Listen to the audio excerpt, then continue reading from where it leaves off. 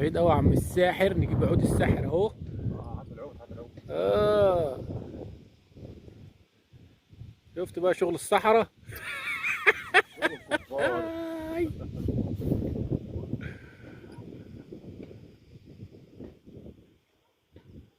اللهم صل.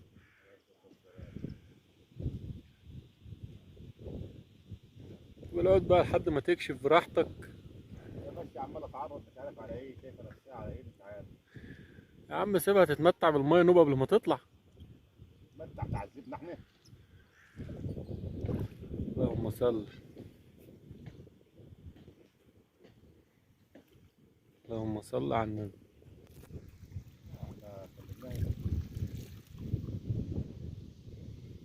الله اكبر عليك. بصوا يا كده جماعه، على الماء. بصوا يا جماعه بقى. الارض لما مش متكهربه، الارض ملعوب فيها بالسم، آه. سمك عامل ازاي؟ ده الشير الرفيع فيها. الارض العمرانه اهي، مش المكهربه. يعني عندك سد الاخصاص هناك، كل عمود طالع منه 4 سلكات عشان بيكهربوا.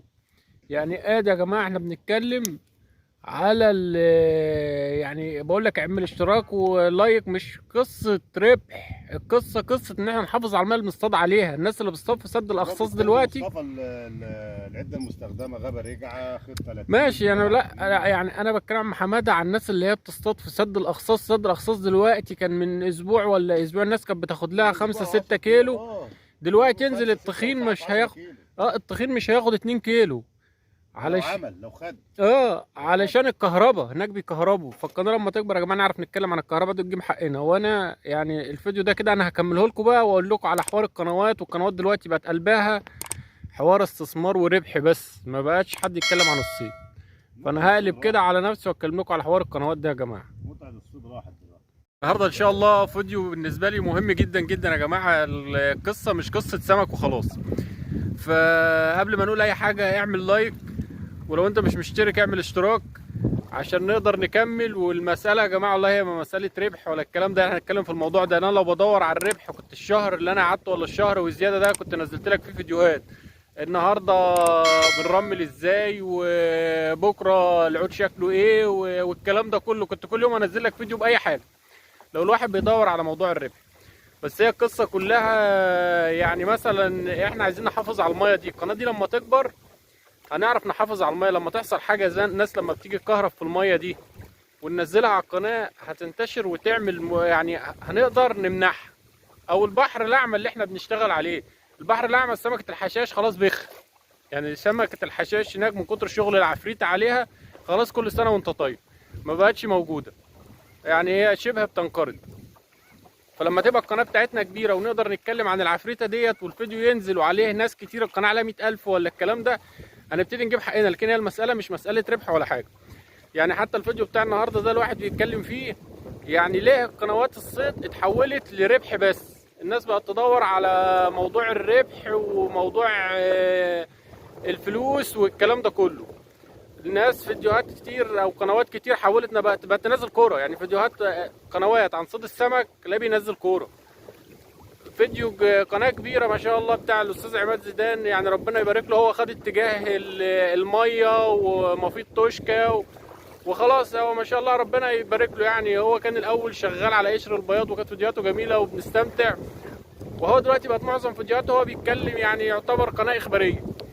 فربنا يزيده. وبعض القنوات زي عم عبده عبد الله ده يعني عمنا، وانا كنت معاه من زمان، يعني من اول مشتركين معاه في القناه. وبيعمل فيديوهاته بس. يعني ملحوظه بسيطه، احنا مش عايزين نكره الناس في الصيد. انت بتصطاد مثلا الايام ديت في صرف مزرعه والكلام ده كله، عرف اللي هو هيجيلك من اخر الدنيا وانت بتجننه بالصيد ده ان صرف المزرعه صاحب المزرعه مش هيقعدك عليها. يعني الصرف اللي انت شايفه ده وانت جاي من القاهره ومن الجيزه والكلام ده ما هوش هيقعدك، مش هينزلك تقعد عليها. واللي بيحصل في صرف المزرعه او نوع او طريقه الصيد اللي بنصطاد بقى في صرف المزرعه، مش هتصطاد بقى في النيل في البحر الواسع ده، الميه الواسعه دي. الكلام اللي بيحصل هناك مش هينفع تنفذه هنا. فيا جماعه احنا مش عايزين نكره الناس في الصيد. ما ننزلش اي فيديوهات للترويج وخلاص. يعني مثلا قناه محترمه، في قنوات محترمه كتير. يعني مثلا جنرال الصيد، الراجل ده انا بحترمه جدا. يعني حتى بيروح يصطاد في صرف مزرعه ولا الكلام، يقول لك يا جماعه الصرف ده صاحب المزرعه مش هيقعدك فيه. يعني هو بيتكلم كده يقول لك الصرف ده يعني عشان احنا حبايبهم وبتاع فما بينزلوناش. فاحنا مش عايزين ننزل فيديوهات يا جماعه لمجرد ان هو ربح والموضوع ربح وخلاص. يعني ما نكرهش الناس في الصيد عشان احنا الهوايه بدل ما تنتشر وتوسع الناس هتزهق. هو بيشوفني بجيب سمك بطريقه معينه او حته معينه انا ما بقولوش عليها، يجي يطلع ما يجيبش حاجه هيزهق، هياخد بعض يعني مره والتانيه مش هيطلع. بدل ما الهوايه تنتشر الهوايه بتتعدل. فيا جماعه يعني للناس اصحاب القنوات الناس المحترمه اما ننزل فيديو ننزل فيه كل حاجه. يعني ننزل فيه انا بصطاد مثلا في الميه الفلانيه، الميه دي هتشتغل 1 2 3 وهتشتغل يعني مثلا في واحد محمد المصري، الراجل ده محترم جدا وانا معاه من ايام ما كان عامل جروب قبل ما يعمل قناه. الراجل ده بيصطاد في ميه واسعه وبيقول لك كل حاجه، يعني من الالف للياء هتطلع عارف انت طالع فيه وهتصطاد بايه وهتعمل ايه. انا ناس من الناس المحترمه اللي انا بعزها، انا والله عمري ما قابلته يعني عشان بس انا بكلمه ولا حاجه على الفيس او بعلق له، بس عمري ما قابلته. بس هو من الناس المحترمه يقول لك انت هتعمل ايه. فيا ريت يا جماعه يعني قنوات الصيد اللي معموله عايزين نكبر الهوايه وننشرها. المساله مش مساله ربح، وانا بقول لك دوس لايك وانا عايز قناتي تكبر، بس مش مساله ربح. لان والله احنا ما مسكنا في ايدنا جنيه من القناه والكلام ده. عشان ما تفكرش هي الاعلانات بتنزل على، لو انت عملت قناه الصبح هتنزل عليها اعلانات وهي عليها 10 مشتركين. فهي القصه مش قصه فلوس، بس زي ما قلت لك احنا لما نصطاد على ميه زي دي عايزين نحافظ عليها. لما يبقى فيها صيد جاير نتكلم عليه فالناس تسمعنا، يبقى في تحرك.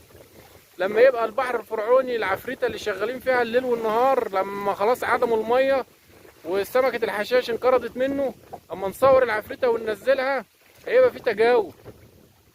هنعرف نحافظ على الميه، لما نتكلم على الاخصاص هنعرف نطهرها. الاخصاص كلها اتكهربت دلوقتي، ما عادش في شراف الاخصاص. ما انا بقول لك يعني حتى اسبوع واحد خسيت الرشيد كهرباء الاخصاص كلها. يا عم محمد معاك اهو. نتكلم على الاخصاص مش على الطريق كده انت كل عمود طالع منه 3 4 خدات ولا عينك.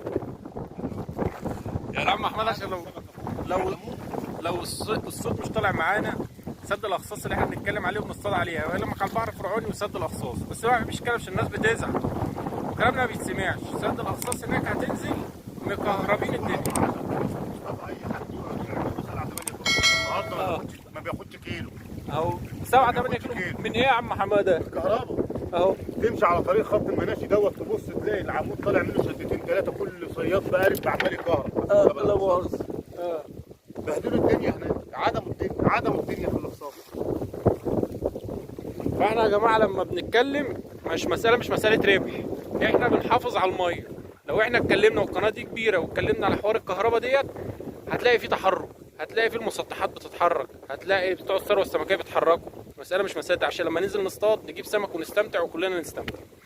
الفيديو ده عندي اهم من الصيد يا جماعه، وانا لازم يعني كنت انزل الفيديو ده.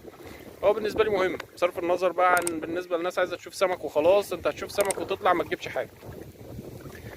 دي رحله برضو من رحلات الصيد بتاعتنا، وانا قلت اقول الكلمتين دول قبليهم. يلا لو ليك اي استفسار اكتبها لنا في الكومنتات واحنا تحت امرك.